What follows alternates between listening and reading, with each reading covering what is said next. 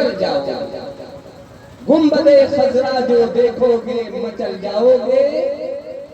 آئیے ہم اور آپ سب سے پہلے گنبد خضرا میں آرام فرمانے والے آقا سرکار مدینہ سلطان باقرینہ قرار قلب و سینہ صاحب معطر پسینہ لمبے لمبے ہاتھ سے بھیگ دینے والے آقا، وہ داتا حضور صلی اللہ تعالی علیہ وسلم کی بے کس پناہ میں جھوم جھوم کر درود شریف کا نذرانہ عقیدت پیش کیا جائے اور پڑھیے بابا سے بلند اللہم صلی علی سیدنا و شفیعنا و حبیبنا و کریمنا مولانا محمد بارک وسلم صلو علیہ صلاۃ و سلام علیک یا رسول اللہ صلی اللہ تعالی علیہ وسلم۔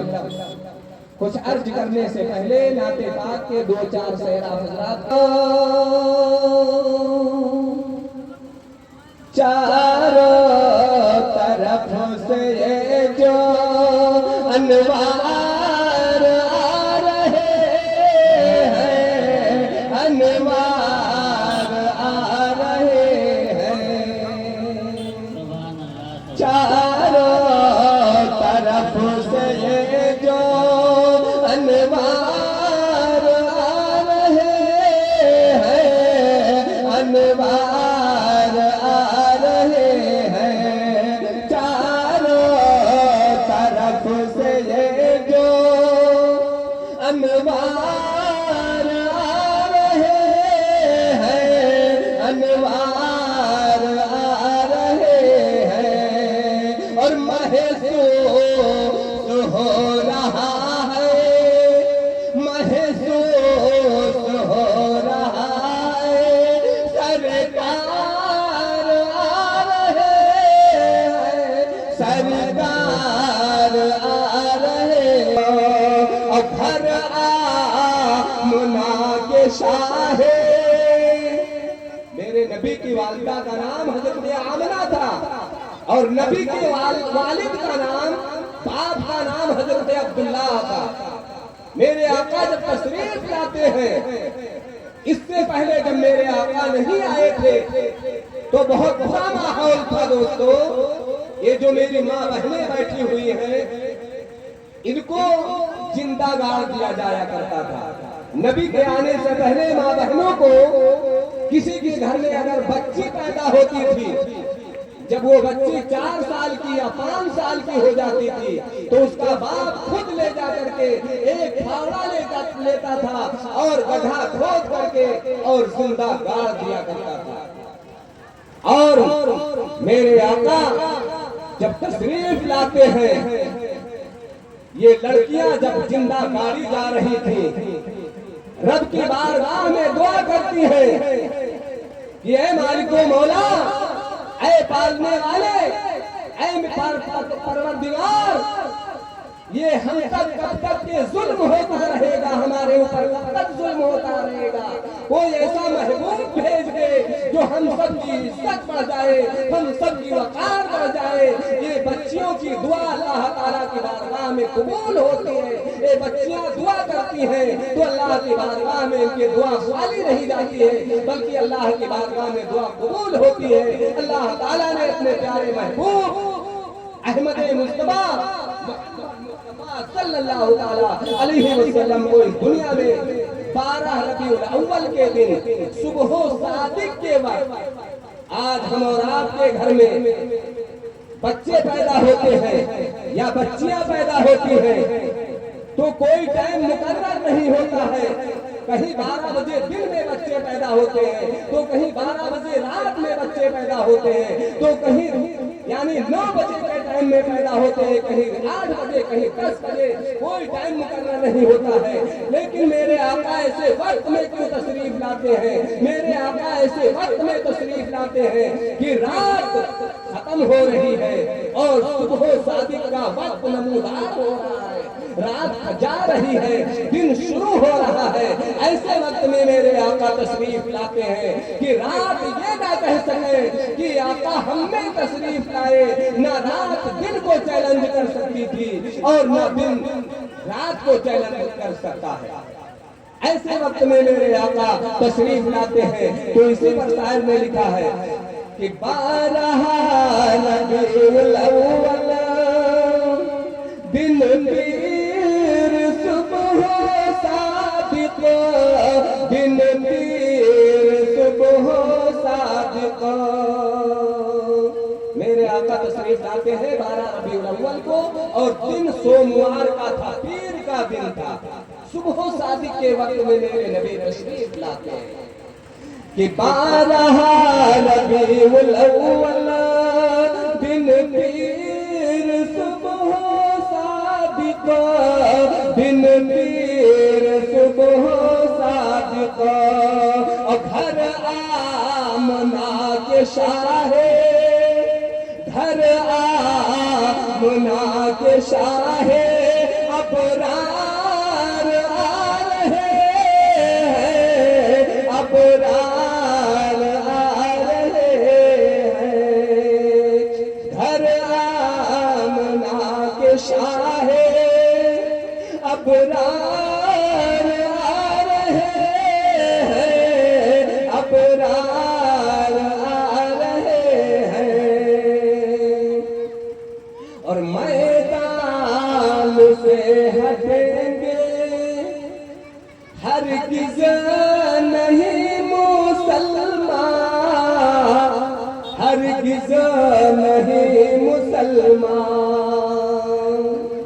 کہ میدان سے ہٹیں گے ہرگز نہیں مسلمان، ہرگز نہیں مسلمان۔ میدان سے ہٹیں گے ہرگز نہیں مسلمان، ہرگز نہیں مسلمان۔ اور سب کی مدد کو سید، سب کی مدد کو سید سالار آ رہے ہیں، سالار۔ اللہ اکبر، اللہ اکبر، یا رسول اللہ، مرحبا مرحبا مرحبا،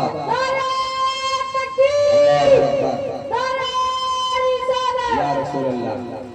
کہ میدان حشر کا ڈر ہم کو بھلا ہو کیوں کر، ہم کو بھلا ہو کیوں کر۔ میدان حشر کا ڈر ہم کو بھلا ہو کیوں کر، ہم کو بھلا ہو کیوں کر۔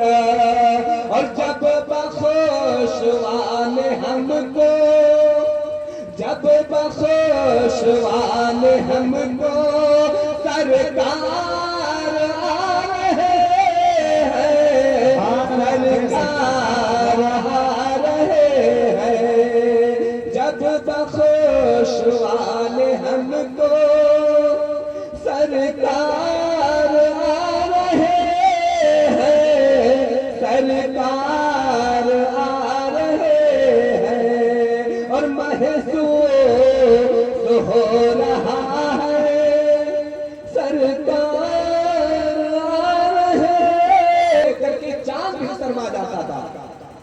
نبی کے چہرے کو ایک طرف رکھ دیا جائے اور چاند کو ایک طرف، 14 چاند ایک طرف رکھ دیا جائے تو 14 چاند نبی کے چہرے کو دیکھ کر شرما جاتے ہیں۔ اتنا حسین و جمیل، اتنا خوبصورت میرے آقا کا چہرہ تھا۔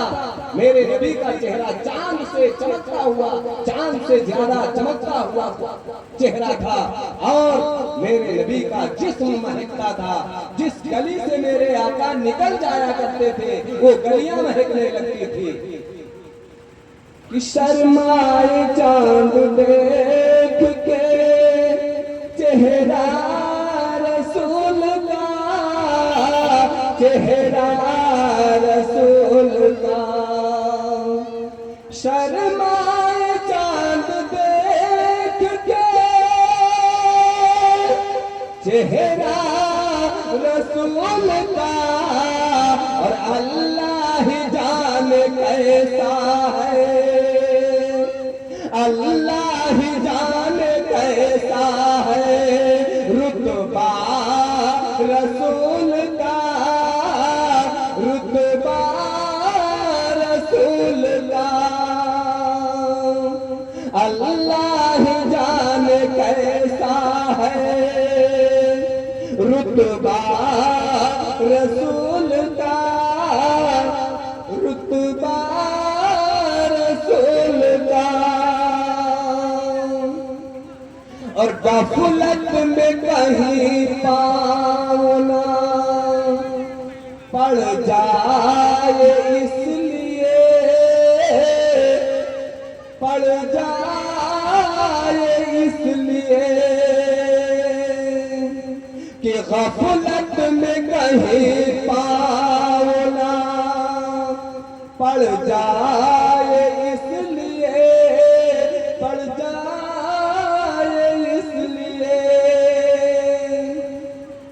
کہ غفلت میں کہیں پاؤں نہ پڑ جائے اس لیے، اور اللہ نے رکھا نہیں، اللہ نے رکھا نہیں سایہ رسول کا، سایہ رسول کا، اللہ نے رکھا نہیں سایہ رسول کا،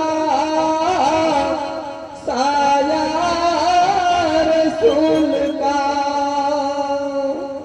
دوستو، آج ہم اور آپ جب چلتے ہیں تو ہم اور آپ کا سایہ ساتھ میں ہوا کرتا ہے، جس کو پرچھائی کہا جاتا ہے، یہ پرچھائی ہم اور آپ کے ساتھ میں ہوتی ہے۔ میرے آقا کو اللہ تعالیٰ نے سایہ اس لیے نہیں بخشا تھا کہ تمام حاجی لوگ حج کرنے کے لیے جاتے ہیں، تمام حاجی لوگ حج کرنے کے لیے جاتے ہیں، آج سے نہیں، بہت زیادہ دن سے، جب سے دنیا قائم ہوئی ہے تب سے لوگ حاجی لوگ حج کرنے کے لیے جاتے ہیں۔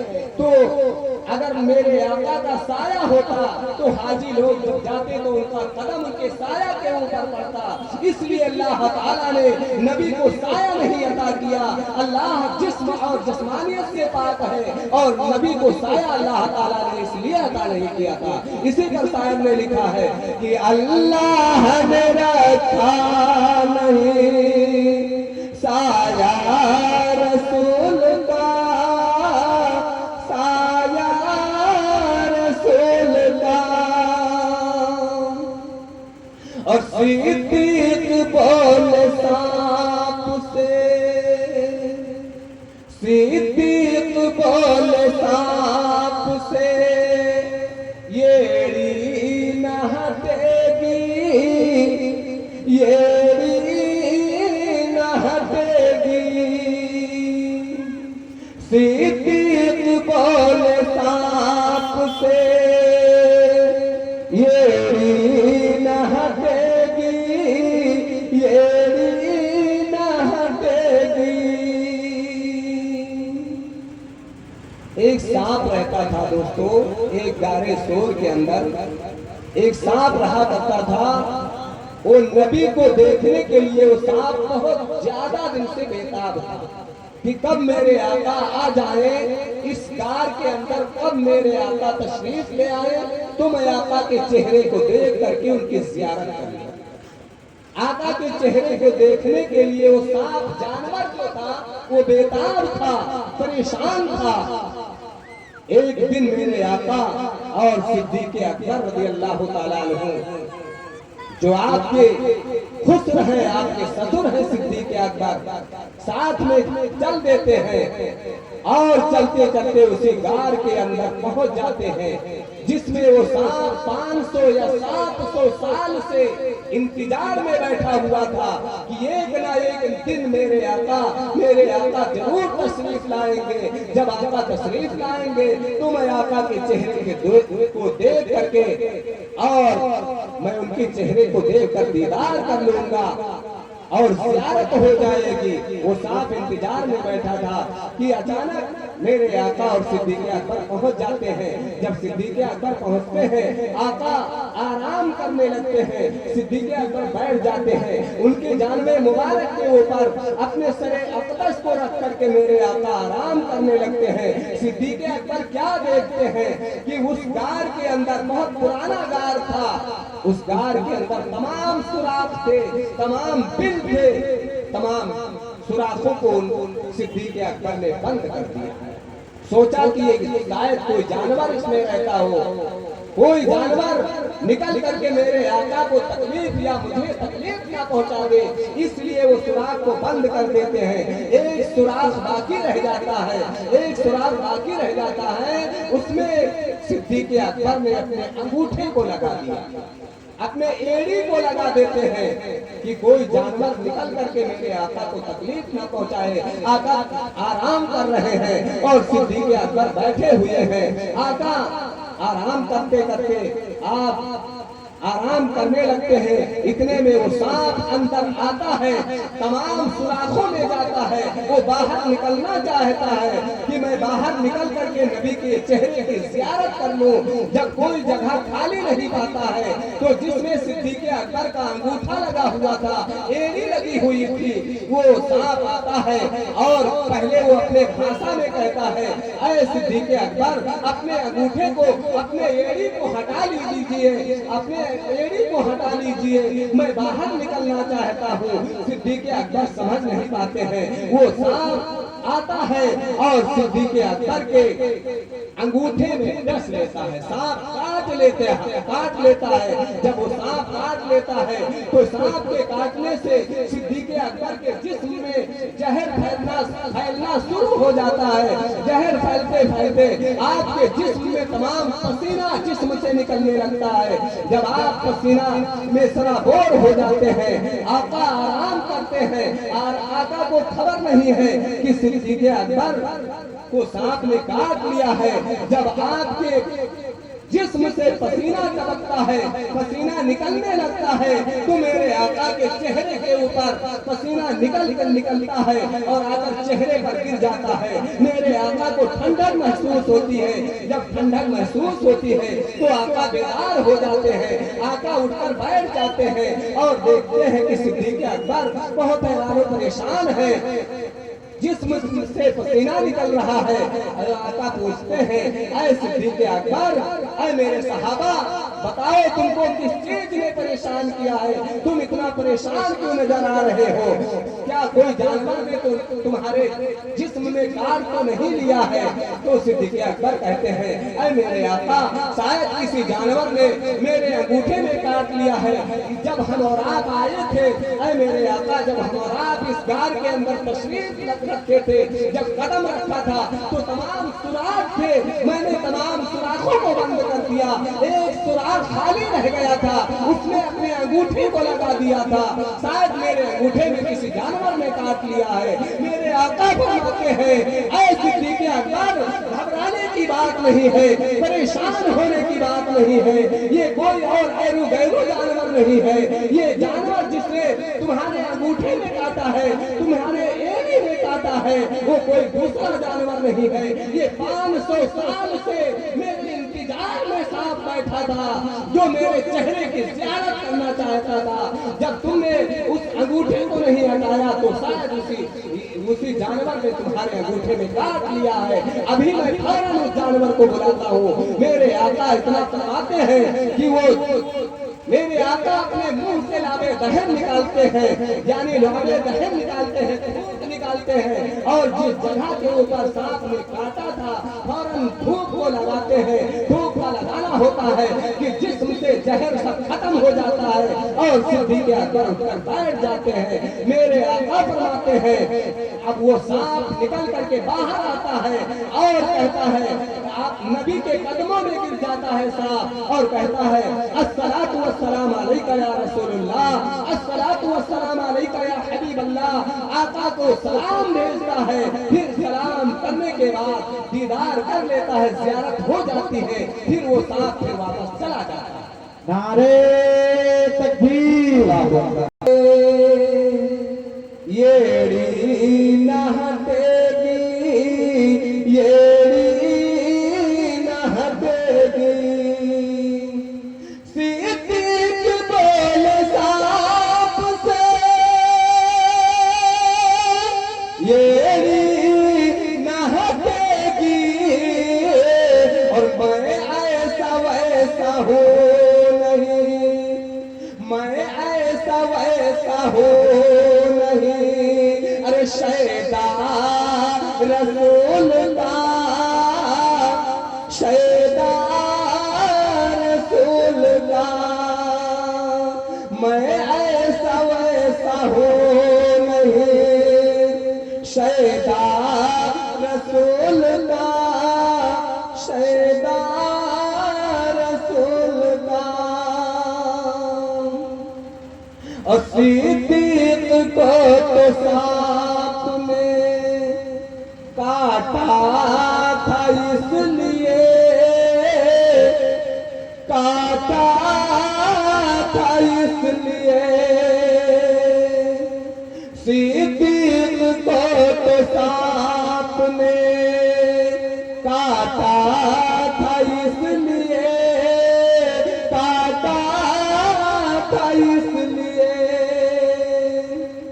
صدیق کو تو سانپ نے کاٹا تھا، اس لیے. اور میں بھی نکل کے دیکھ لوں، میں بھی نکل کے دیکھ لوں. ارے چہرہ رسول کا، چہرہ رسول کا، میں بھی نکل کے دیکھ لوں.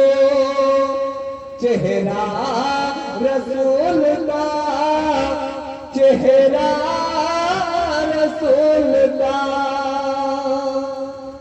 اور کرتے ہیں یہ احترام جنازہ کا، اس لیے جنازہ کا، اس لیے ہم اور آپ جنازہ کا اس لیے احترام کرتے ہیں کہ وہ نبی کا چہرہ دیکھنے کے لیے جاتا ہے. کرتے ہیں یہ احترام جنازہ کا، اس لیے جنازہ کا، اس لیے. اور وہ جا رہا ہے دیکھنے، وہ جا رہا ہے دیکھنے، چہرہ رسول کا، چہرہ رسول کا. وہ جا رہا ہے دیکھنے، چہرہ رسول کا، چہرہ رسول کا. شرمائے چاند دیکھ کے چہرہ رسول کا، چہرہ رسول کا. اور اللہ ہی جانے کیسا ہے رتبہ